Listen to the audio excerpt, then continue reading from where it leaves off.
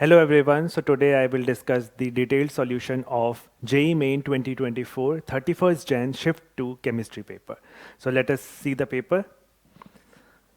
The first question is match list 1 with list 2. Here we have the complex ions and in the list 2 we have the electronic configuration.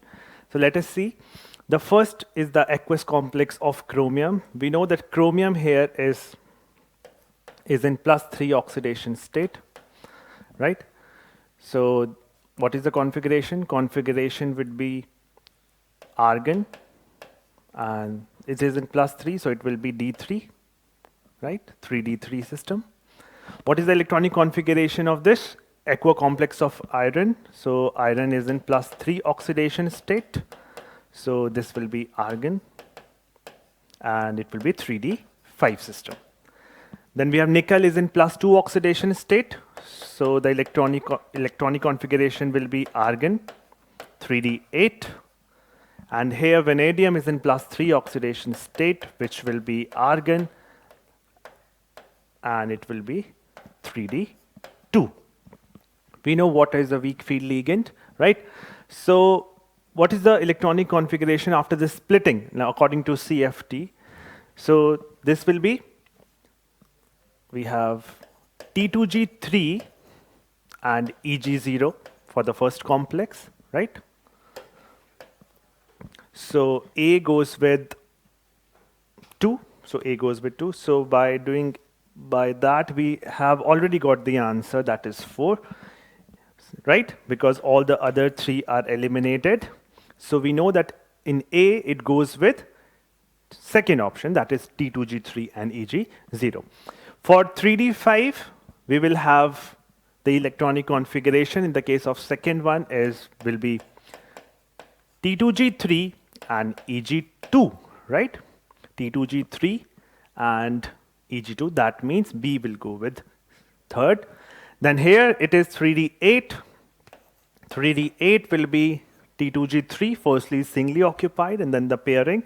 So it will be T2G6, EG2. So the third one, the C matches with 4 and finally the D matches with the first one. I hope the question is clear to you. Let us move to the next question. Okay. The question says a sample of calcium carbonate and magnesium carbonate weighed 2.21 gram is ignited to constant weight of 1.152 gram. The composition of mixture is, okay. So basically we have calcium carbonate. When it is ignited, what do we get? We get calcium oxide, solid, plus CO2 gas. Similarly, we have magnesium carbonate. When it is ignited, what do we get? We have MgCO3, magnesium oxide, plus CO2 gas. Now we know that 1 mole of calcium carbonate is giving us 1 mole of calcium oxide, and same goes here, 1 mole of magnesium carbonate is ignited to give 1 mole of magnesium oxide. Now we are given the total weight, that is 2.21 gram, the mixture of CaCO3 and MgCO3. So let's say the mass of CaCO3 is X, right? Now 1 mole is giving us 1 mole of calcium oxide, but how many moles do we have according to the question? So that is given mass upon molar mass. Molar mass of calcium carbonate is given, that is 100. So this much moles of calcium carbonate will give X upon 100 moles of calcium oxide. Now what will be the moles of magnesium carbonate according to the question? That will be 2.21 minus X upon what is the molar mass? That is 84. This much moles will give 2.21 minus X upon 84 moles of magnesium oxide. Now, it is ignited to constant weight of 1.152. That means the weight of this plus this equals 1.152. So these are the number of moles. So we can easily find out the mass. That will be moles into molar mass. X upon 100 into what is the molar mass of calcium oxide? That will be 56 plus, these are the number of moles for magnesium oxide, into the molar mass. Molar mass of magnesium oxide will be, that will be 24 plus 16 will be 40. And this mass is given to you as 1.152. Now we can easily find out X. If we get X, that will be the mass of CaCO, weight of CaCO3, and then 2.21 minus that will be the weight of MgCO3. So when we solve it, we get X, which is equal to 1.186 something. So we can write it 1.867 something. So we can write it 1.187 gram, right? So this is the mass of calcium carbonate. Now 2.21 minus 1.8187 will be the mass of magnesium carbonate. So if I go by that, 1 will be the right answer. Okay, because 1.187 and 1.187 is incorrect. So we are left with the first option. And yes, this is the right answer. I hope the question is clear. Let us move to the next question.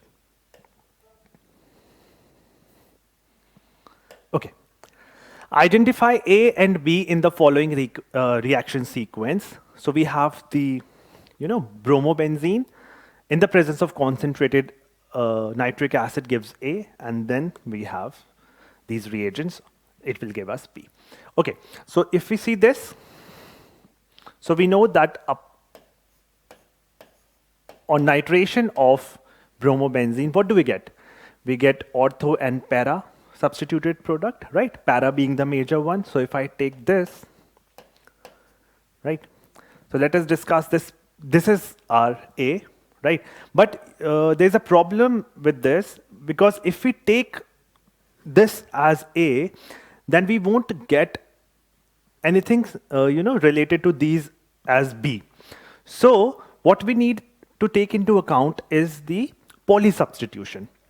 So what we are taking into consideration is that bromobenzene upon nitration with concentrated HNO3, we are seeing the nitration everywhere, because we know that it is ortho and para directing group, right? And even if we see this, now if I perform the nitration of this molecule, right? We know that here we have a weak deactivating group, here we have a strong deactivating group. So the substitution will be in accordance with the strong activating group. So by that, what we are taking into consideration is the polysubstitution. So what will happen?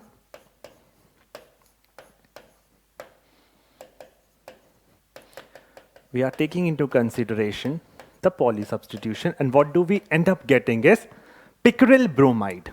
What we end up getting is picryl bromide. Picryl bromide. Now in the next step, there is NaOH. Now we know that haloarenes, they do not undergo SN1 or SN2, right? But if we have, that ring is substituted with deactivating groups like NO2, then yes, the substitution can take place, right? And Br is replaced by, this is the base. So what do we get is, we will get O negative. So basically O negative Na plus, this kind of salt we will get, which upon acidification with HCl will give us picric acid.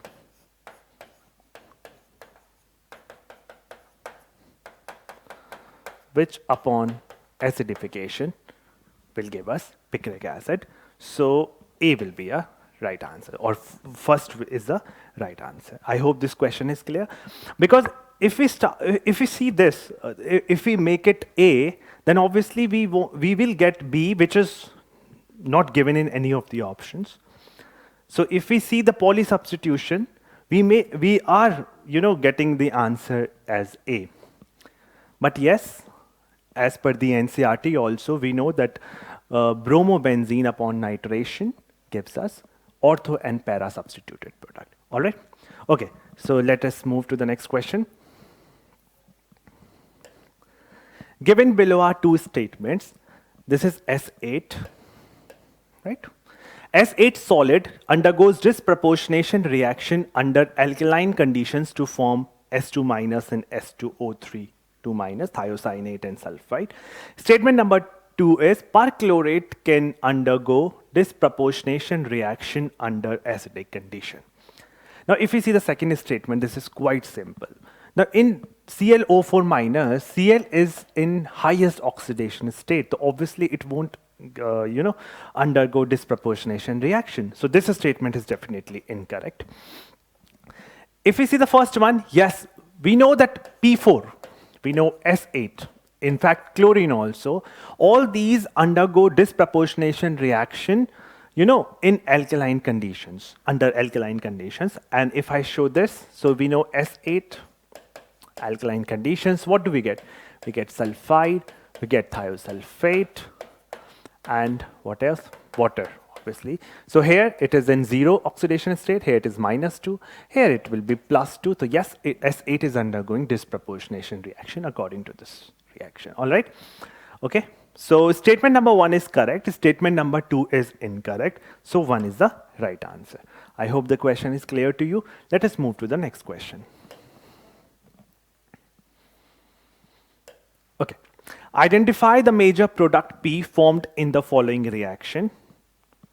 We have this type of acid, acyl chloride, benzoyl chloride in fact, and we have the benzene in the presence of anhydrous AlCl3 gives P as the major product.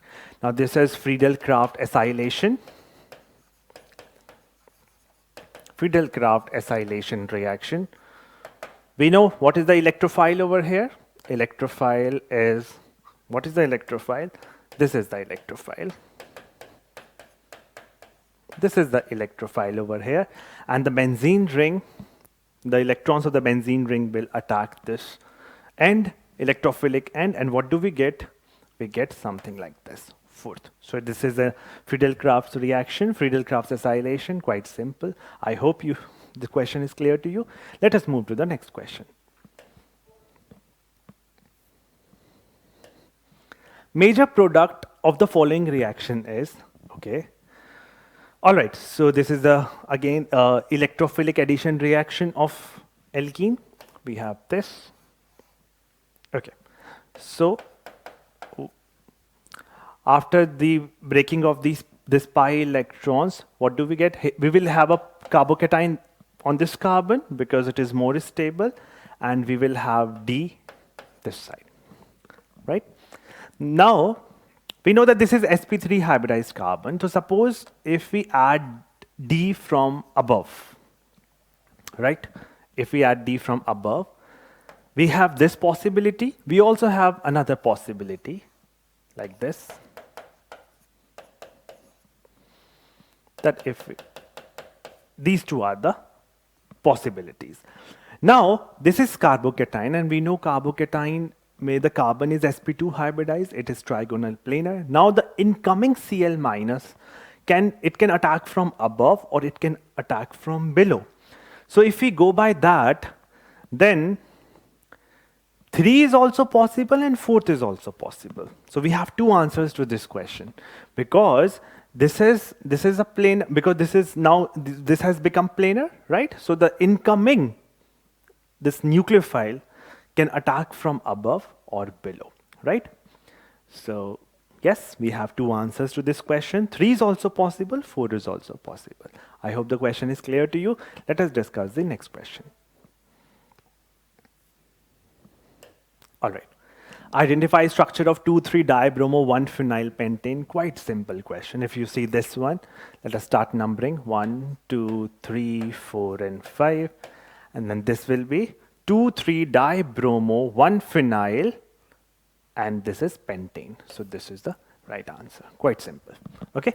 Let us discuss the next question.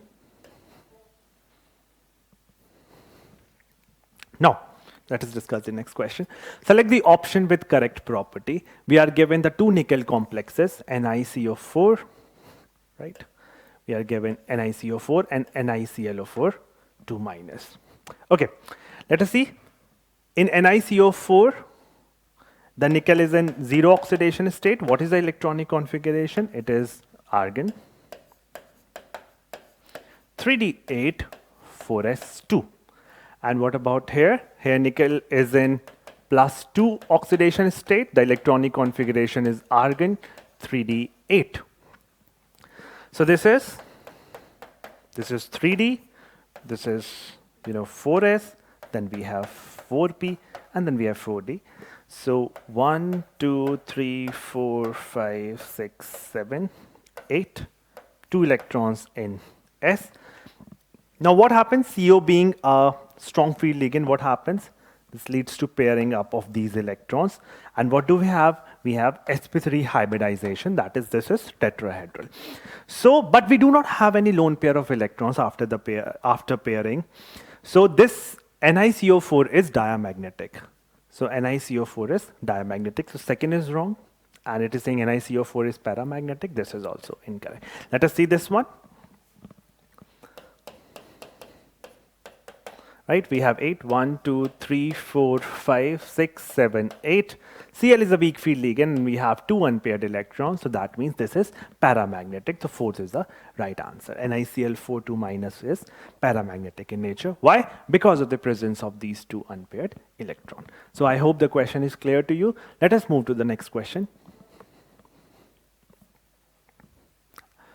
All right, the azo dye Y, okay, here, formed in the following reactions, that is sulfanilic acid. We have sulfanilic acid, which is this, which we get after the sulfonation of aniline. This is our sulfanilic acid.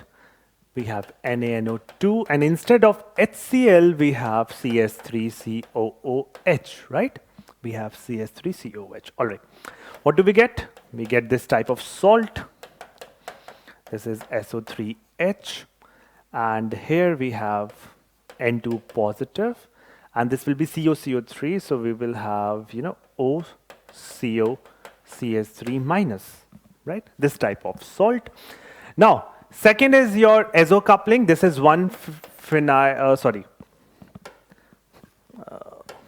this is 1-phenylamine, naphthylamine, in fact.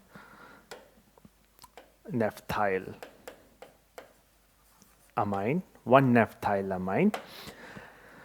Now we know that at the para position, there will be a coupling reaction that it will couple with this salt, right, at the position para to this to give us the dye, right? And this is your azo group. So what do we get? This is the salt and this is the molecule which will couple, and we will get 4 as the right answer, right? We will get this as the right answer. This is wrong. This is definitely wrong, and this is also wrong. So we have got 4th as a right answer. This is a red azo dye, okay, formed by the coupling between 1-naphthylamine and this salt. All right. I hope the question is clear to you. Let us discuss the next question.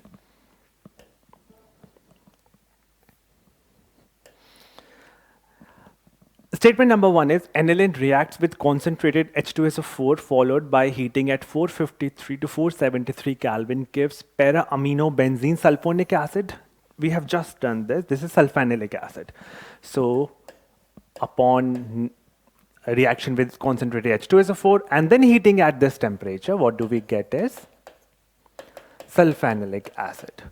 Now in this organic compound, we have nitrogen and sulfur both are present. So we will have, what it is saying, it gives blood red color in the Lazane test. Yes, it will. Why? Because we will prepare the sodium fusion extract, which will be NCN minus. When it will react with this, what do we get?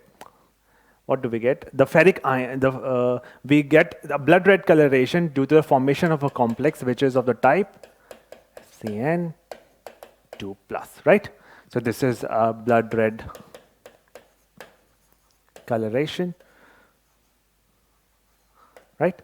So yes, the statement number 1 is absolutely correct, which gives blood red color in the Lazane test. Yes, because there is nitrogen and sulfur, both are present, and this will be the sodium fusion extract. Statement number 2 says, in Friedel-Crafts alkylation and acylation reactions, Aniline forms salt with the AlCl3 catalyst. Due to this, nitrogen of aniline acquires a positive charge and acts as deactivating group. This is absolutely correct. And this is the reason why aniline does not undergo Friedel-Crafts reaction. So both the statements are correct. So both the statement 1 and statement 2 are true. I hope the question is clear to you. Let us discuss the next question. Okay, you are given a gaseous reaction. The correct relationship between Kp, alpha, and equilibrium pressure is, all right. So if I write this reaction, A gives you B plus C. Let us say the initial pressure, let us say we are starting with 1 mole, right? So this is 1 mole. This is 1 mole. It will be 0 and 0. At equilibrium, when time is equal to T equilibrium, what do we get? Suppose this is 1 minus alpha. So what is the number of moles of B? Alpha. And for C, it will be, I think it is C by 2. Okay. So it will be alpha by 2. Right? What is the total number of moles? What is the total number of moles? That will be 1 minus alpha plus alpha by 2. That is 1 plus alpha by 2. Now, how do we write Kp? Kp is equal to pressure of B multiplied by pressure of C to the power half. That means raised to the power of stoichiometric coefficient divided by Pa. Now we know, according to the law of Dalton's law of partial pressures, that suppose if we are talking about A, so the partial pressure will be the mole fraction of A into the total pressure. Let us say that P is the total pressure, right? So if I write this in terms of Dalton's law of partial pressure, then Pb can be written as mole fraction of B. The mole fraction of B will be number of moles of B, that is alpha, divided by the total number of moles, that is 1 plus alpha by 2, into total pressure, that is P. Right? And for Pc we can write, that is the number of moles of C, that is alpha by 2, divided by the total number of moles, that is 1 plus alpha by 2, into total pressure, that is P, to the power half. To the power half. Right? Divided by, now for A we are writing it, the number of moles is 1 minus alpha, total number of moles is 1 plus alpha by 2, right?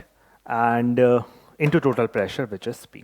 I hope you have understood why I have written 1 minus alpha, because in this expression we take the equilibrium concentrations or equilibrium pressures only. So these are the equilibrium composition, right? So when you solve it, we will get 2 as the right answer. When you solve it, we will get 2 as the right answer. This will be the expression for Kp upon solving this. All right? Okay, so I hope the question is clear to you. Let us discuss the next question.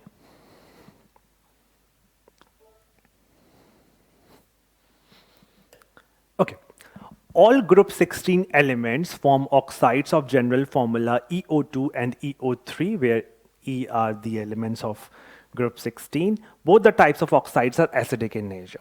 This statement is correct. We know SO2, SO3, or we can take SeO2, SeO3, and we also know that they are acidic in nature.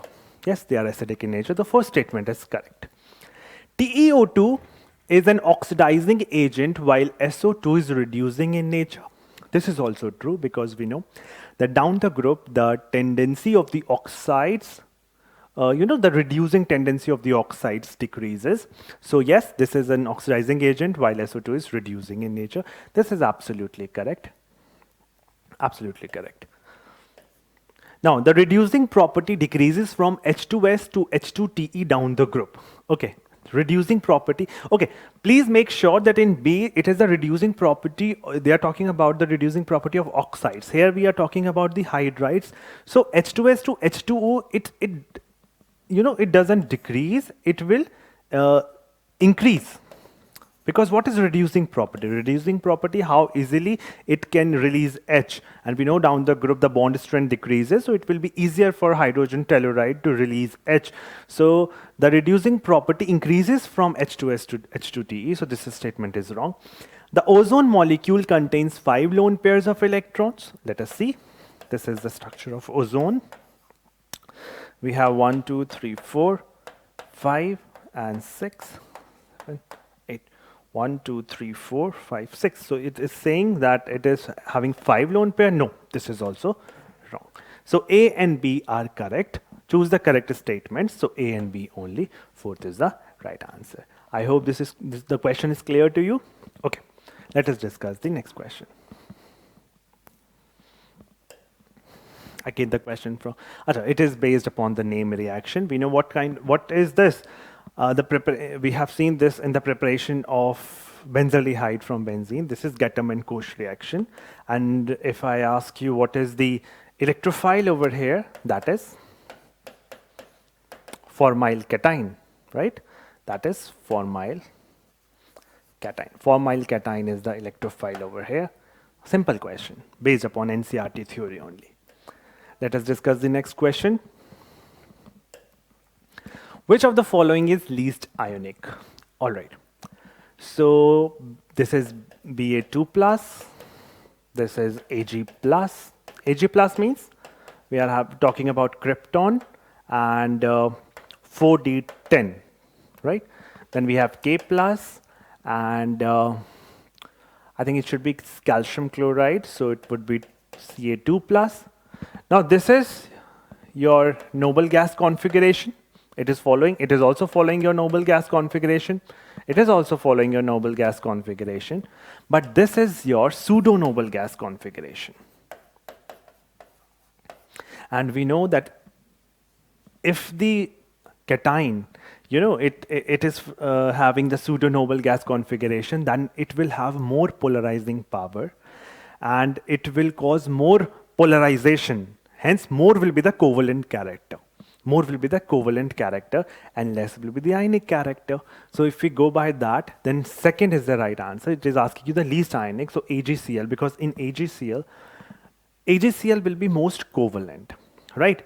And what is the reason? The reason is quite simple. That in those cations, in those which are shielded by d orbitals, d orbitals are highly diffuse, so there is leakage of charge.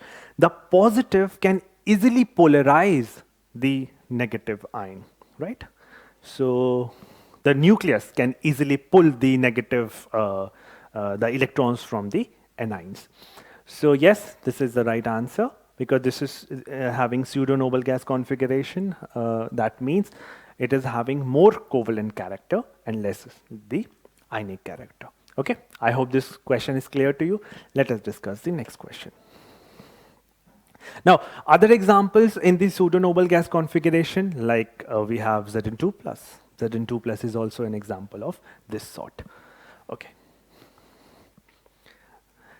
The fragrance of flowers is due to the presence of some steam volatile organic compounds called essential oils. These are generally insoluble in water at room temperature but are miscible with water vapor in vapor phase. A suitable method for the extraction of these oils from the flowers is, okay. So this is based upon the principle that we are separating the compounds which are immiscible in water and are steam volatile. So that's the principle of steam distillation, right? That's the principle of steam distillation. For example, aniline water system. So yeah, this is an example of. So the correct answer is steam distillation. All right. Why? Because it is saying that it is insoluble in water at room temperature. That means it is immiscible with water, but it is a steam volatile. All right. Let us discuss the next question. Again, the statement type questions. Statement number 1 is group 13 trivalent halides get easily hydrolyzed by water due to their covalent nature. Yes, group 13 trivalent halides. For example, we have AlCl3, right? Yes, they are easily hydrolyzed by water and due to their covalent nature. Yes, this is true. And you know what they form? They form species like this. which is tetrahedral. And in the case of AlCl3, where we have there is an availability of d orbitals, then in that case we get something of this sort, right? This type, which is octahedral. And the second statement is this only, that AlCl3 upon hydrolysis in acidified aqueous solution forms octahedral this anion. This is absolutely correct. And why it is possible? Because of the availability of the d orbital. I hope this is clear. So both the statements are correct. Both statement 1 and statement 2 are true. And this is also correct, that yes, they are covalent in nature. Let us discuss the next question. The 4 quantum numbers for the electron in the outermost orbital of potassium. Okay, so potassium, what is the electronic configuration? 1s2, 2s2, 2p6, 3s2, 3p6, and 4s1. So they are talking about the outermost orbital, yes.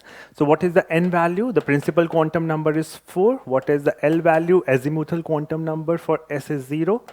What will be the m value? That will be 0 again, because that is minus L2 plus L. And for S it is 0. And spin quantum number can be plus half or minus half, right?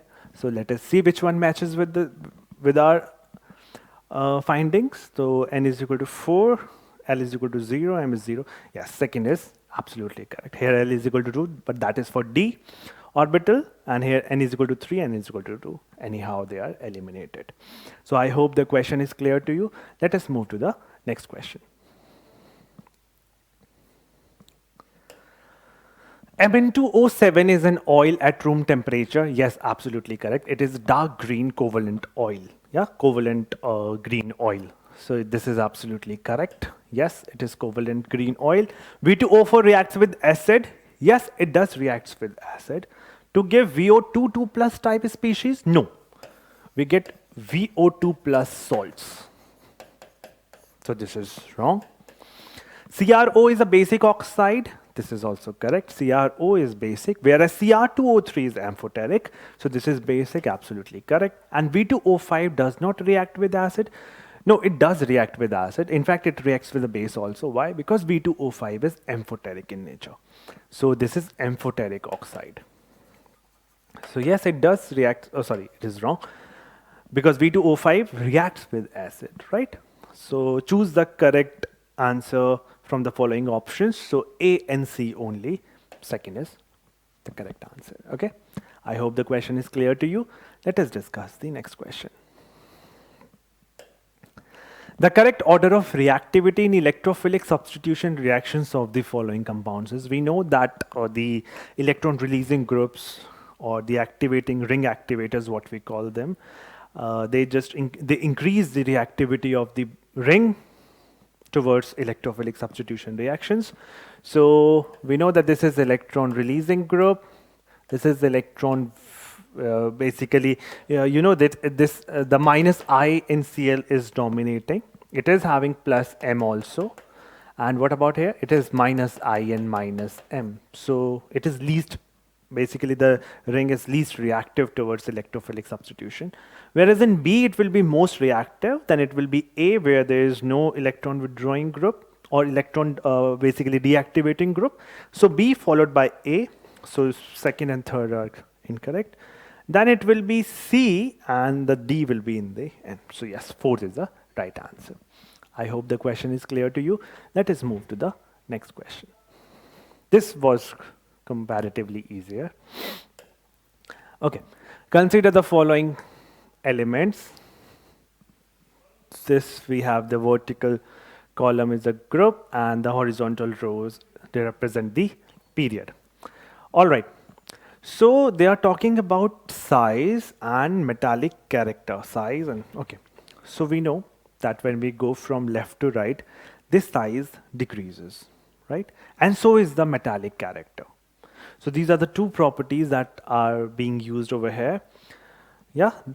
So metallic character decreases across the period, whereas it increases down the group, and size also increases down the group. So if we see the third statement, which of the following are true? So if we see the third one, size of the element, now C dash should have the largest size, right? Because down the group it increases. That means C dash size will be greater than A dash, and C dash is also greater than D dash. Also, B dash, A dash is greater than B dash, and C dash is greater than D dash, right? So if we go by that, it is having A dash the most. No, C dash should have the maximum size.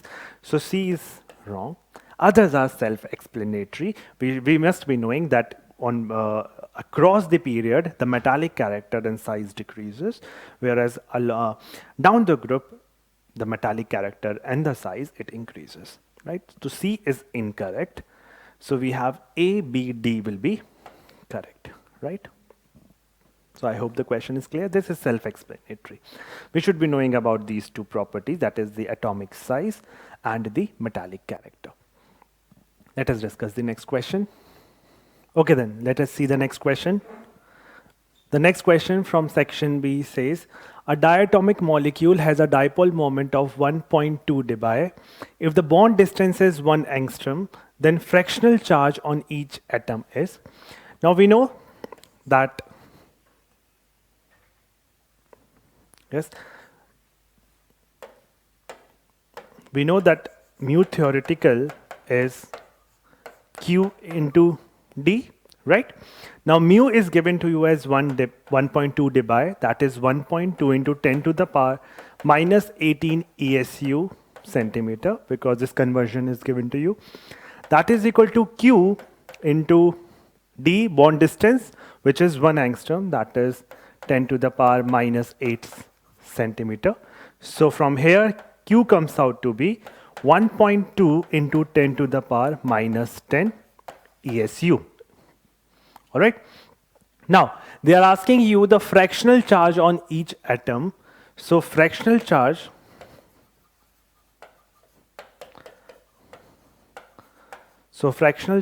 will be Q upon E, right? Q is 1.2 into 10 to the power minus 10. And what is E? E is 4.8 into 10 to the power minus 10 ESU, right? So this comes out to be 1 by 4, that is 0.25. But they are asking you dash into 10 to the power minus 1, which will be nearly 0, right? So I hope the question is clear to you. Let us discuss the next question. R is K into A for a reaction. Now 50% of A is decomposed in 120 minutes. The time taken for 90% decomposition of A is dash minutes. Okay, so we know it is K into A, so it is of first order reaction. For a first order reaction, we know that K is 0.693 upon T half. So that is 0.693, and for T half, that is 50% of A being decomposed in 120 minutes. Now we need to find out time. So T is equal to 2.303 upon K log of A upon A minus X, right? The amount left after time T. So that is 2.303. In place of K, I can write 0.693 into 120. And this is log of initial concentration. That is, 90%. So it is 100. And 90% decomposition, that means we are left with 10. Right? So this is 2.303 upon 0.693 into 120, log of 100 upon 10, this will be log 10, that is 1. So 1, and when we solve it, we will get the answer 399 minutes. So the answer is 399. I hope the question is clear to you. Quite a simple question. Let us discuss the next question. A compound X with molar mass 108 gram per mole undergoes acetylation to give the product with molar mass 192 gram per mole. The number of amino groups in the compound X is. Okay, so we know that amino group get in upon acetylation. What do we get? We get something of this sort, right? So what we are saying that one amino group is getting acetylated. So, okay. So let us see what is the mass that we get upon acetylation of one amino.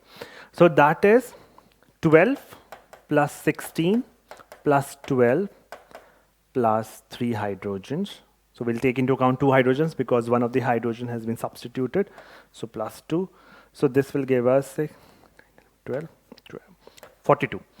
So how much extra mass has been added upon one acetylation? That is 42. And what is the difference of these masses in the product and the initial compound? That is 192 minus 108. That will be 84, right? So we are supposed to find out the amino groups. That is 84 divided by the mass due to acetylation of one amino, that is 42. So how many such groups are present? That is 2. So the answer is 2. Simple question, right? I hope the question is clear to you. Let us move to the next question.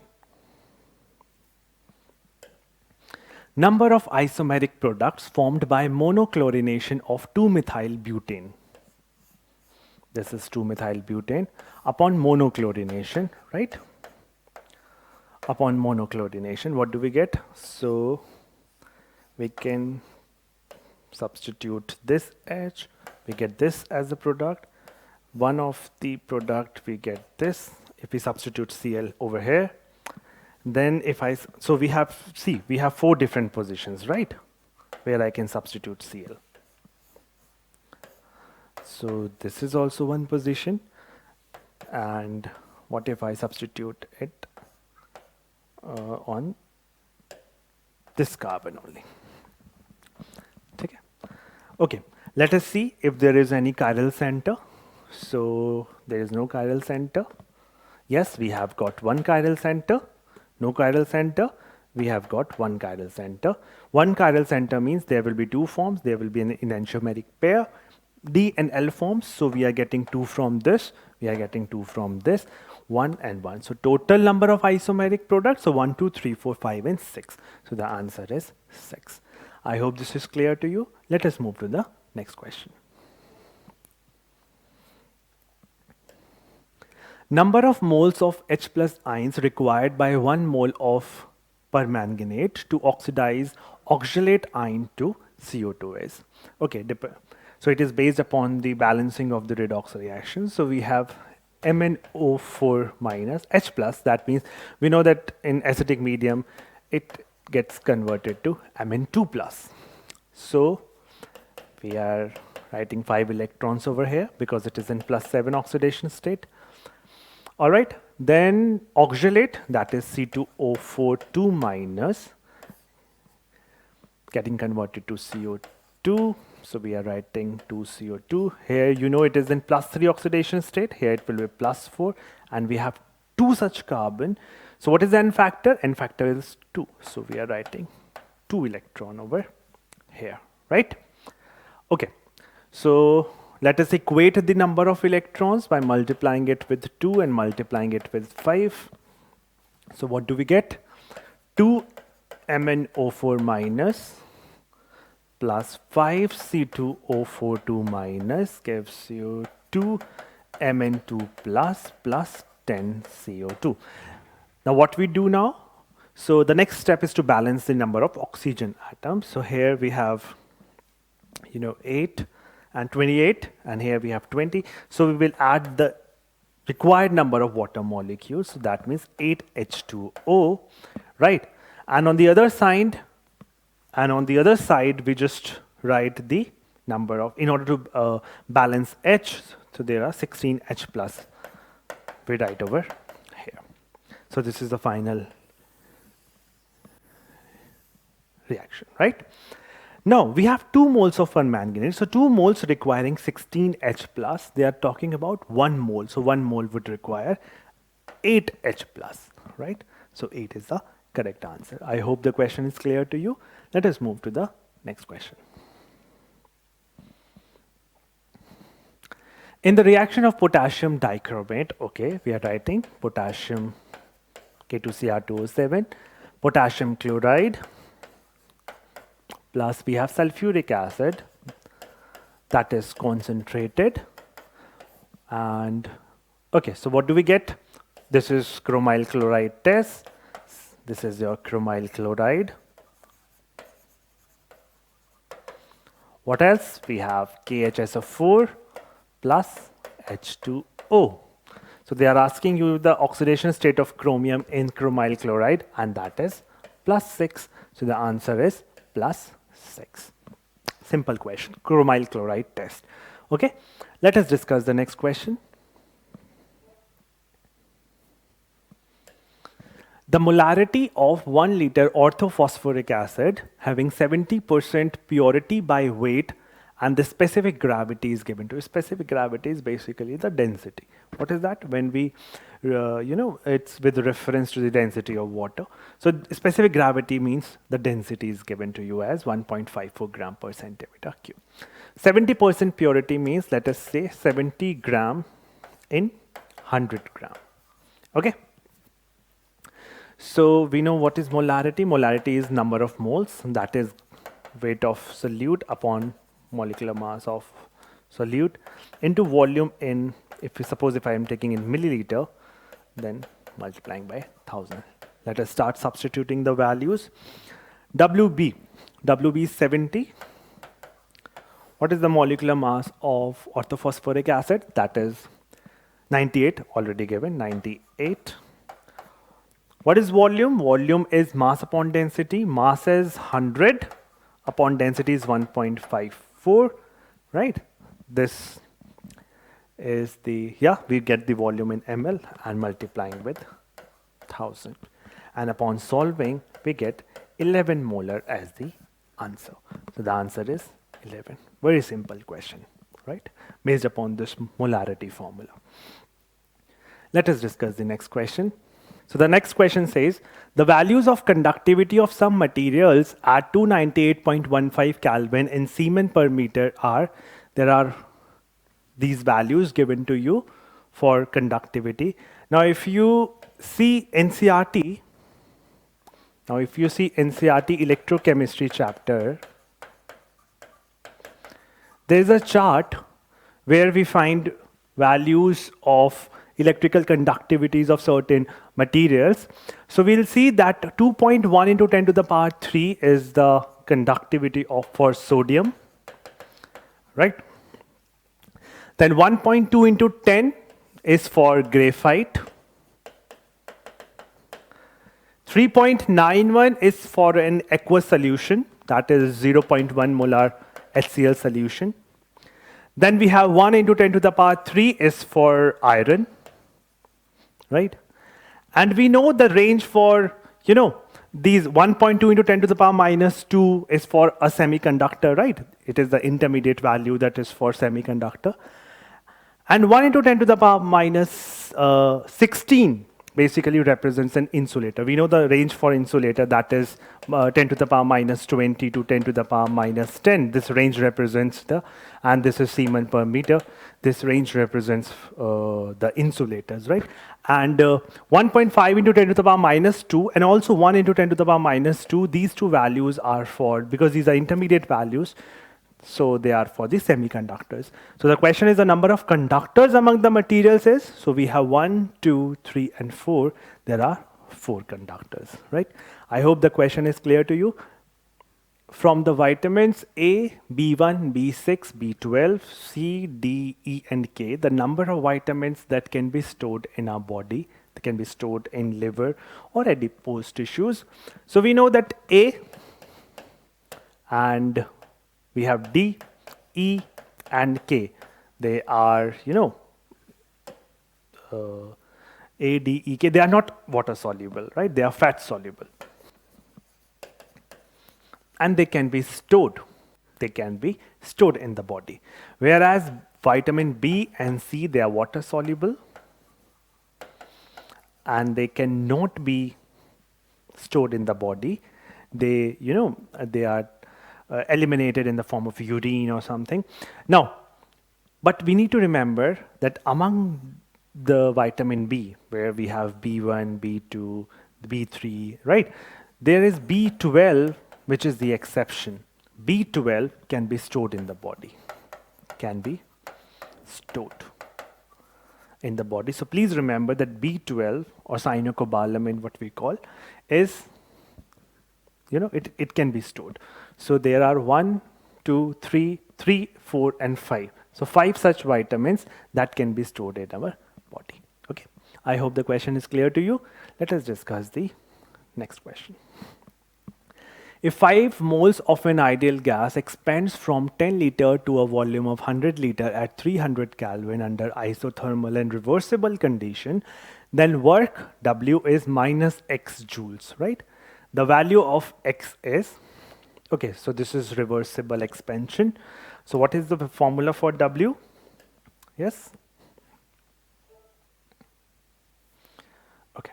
What is the formula for W? That is minus 2.303 nRT log to the base 10 V2 upon V1.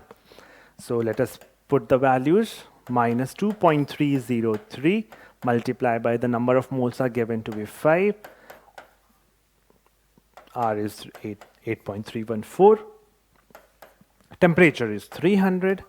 And this will be, okay, V2 is 100 and V1 is 10. So it will be log 10, which will be 1 only. So I am writing 1, right?